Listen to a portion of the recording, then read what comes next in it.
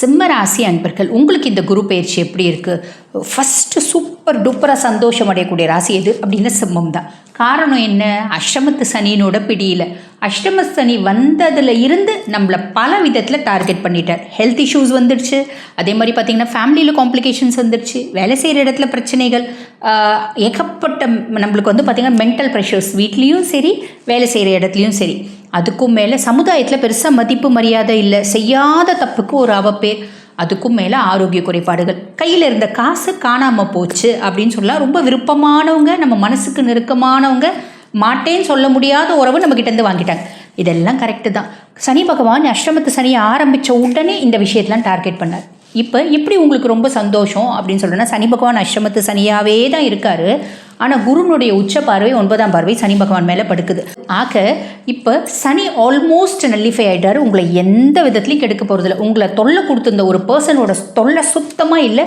அவர் பாட்டு சிவனேன்னு இருக்க போகிறாரு. நீங்கள் போயிட்டு ஏன் என்னை டிஸ்டர்ப் பண்ண மாட்டேங்கிற நான் அவரை டிஸ்டர்ப் பண்ணாமல் இருந்தால் சரி. ஓகேங்களா? இதுதான் ஒரு பெரிய நல்லது சிம்மத்துக்கு நடக்க போகுது அப்படின்லாம். சரி, இப்போ குரு பயிற்சி பலன்கள் தானே இது. அப்போ குரு பகவான் 12ஆம் பாவத்தில் இருக்கார்.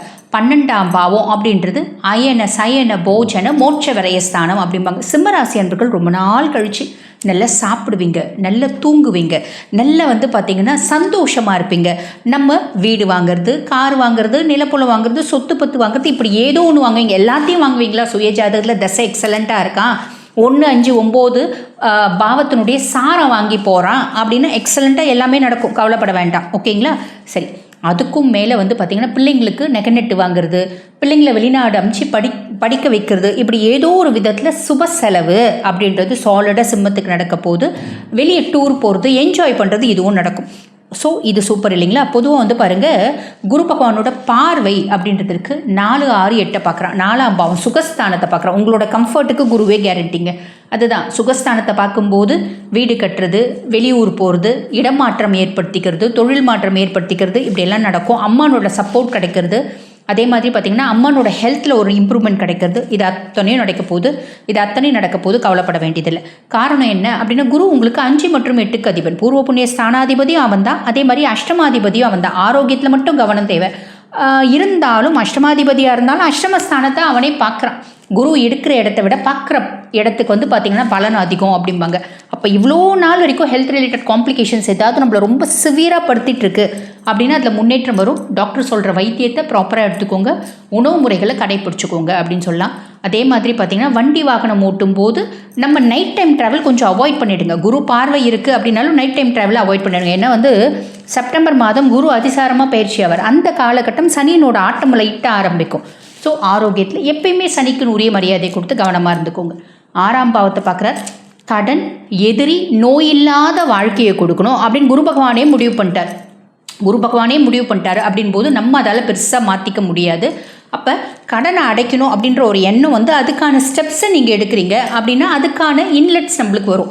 ஏதோ ஒரு விதத்தில் நம்ம கடனை அடைக்கிறதுக்கான ஒரு ஆயத்த பணிகளை நம்ம மேற்கொள்ளலாம் மட்டும் போதுமானது. அதுக்கான ஒரு வழிமுறையை குரு பகவானே ஏற்படுத்தி கொடுப்பார், கவலைப்பட வேண்டாம்.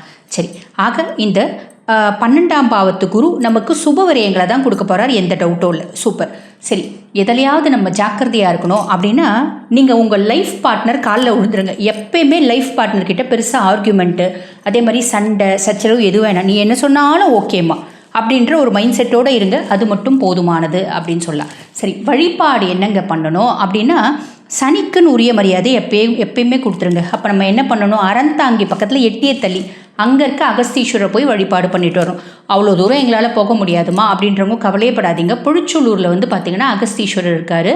அங்கே அகஸ்தீஸ்வரர் வழிபாடு பண்ணிவிட்டு, அம்பிகையை வழிபாடு பண்ணிவிட்டு, சனி பகவான் சென்முத்திரையோட காட்சி கொடுப்பார்.